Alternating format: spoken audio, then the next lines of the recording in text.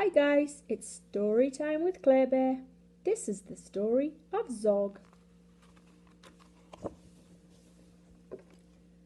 Madam Dragon ran a school many moons ago. She taught young dragons all the things that dragons need to know. Zog, the biggest dragon, was the keenest one by far. He tried his hardest every day to win a golden star. All the dragons in year 1 were learning how to fly. "High," said Madam Dragon, "way up in the sky. Now that you've been shown, you can practice on your own, and you'll be expert flyers by the time you're fully grown."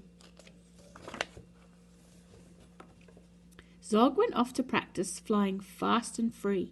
He soared and swooped and looped the loop, then crashed into a tree.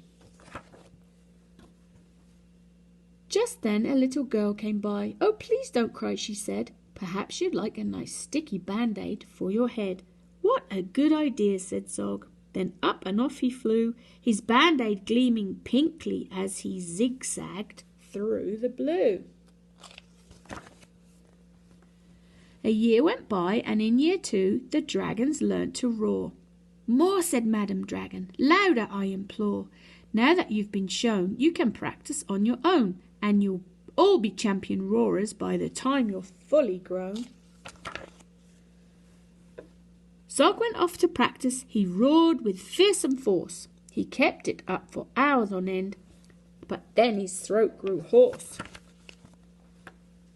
Just then the girl came by again. She said, "What rotten luck. Perhaps you'd like a nice soothing peppermint to suck."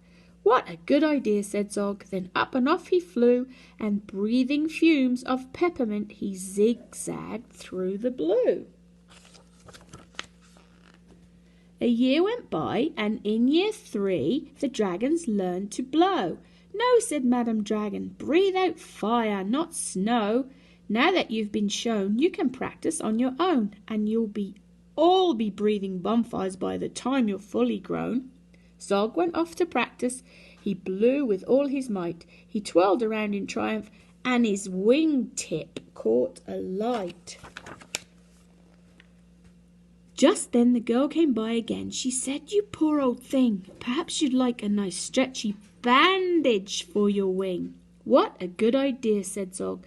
Then up and off he flew, his bandage flapping wildly as he zigzagged through the blue.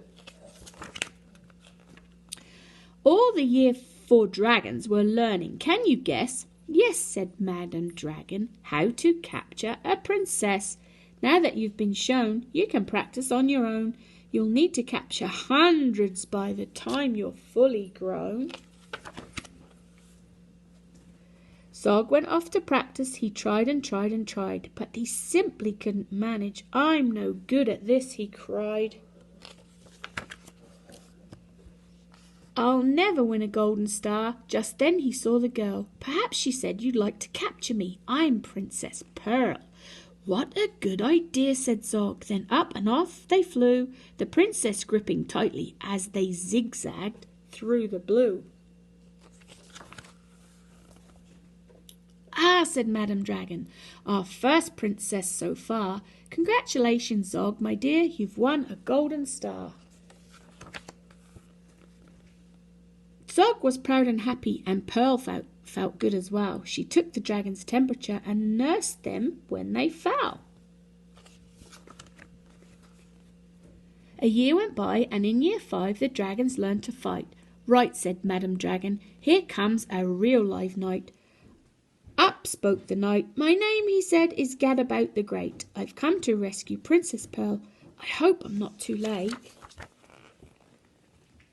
Zog breathed fire and beat his wings. "You can't, she's mine," he roared. "Oh no, she's not," yelled Gadabout, and waved his trusty sword. The other dragons crowded round and watched them all agog. Who was going to win the fight, Sir Gadabout or Zog? Then Princess Pearl stepped forward, crying, "Stop, you silly chumps. The world's already far too full of cuts and burns and bumps. Don't rescue me. I won't go back to being a princess and prancing round the palace in a silly frilly dress. I want to be a doctor and travel here and there. listening to people's chests and giving them my care. Me too, exclaimed the knight, and took his helmet off his head. I'd rather wear a nice twisty stethoscope, he said. Perhaps, Princess, you'll train me up, and Pearl replied, Of course, but I don't see how the two of us could fit upon your horse. Then Zog said, Flying Doctors, I'd love to join the crew. If you'll let me be your ambulance, then I can carry you. Bravo, said Madam Dragon, an excellent career. And all the Year 5 dragons gave a loud resounding cheer. Then Madam Dragon told the horse, I really hope you'll stay. I'll let you be my pupil's pet and feed you lots of hay. What a good idea, said Zog. Then up and off he flew, the Flying Doctors waving as they zigzagged through the blue. Thanks for listening, guys. That was the story of Zog.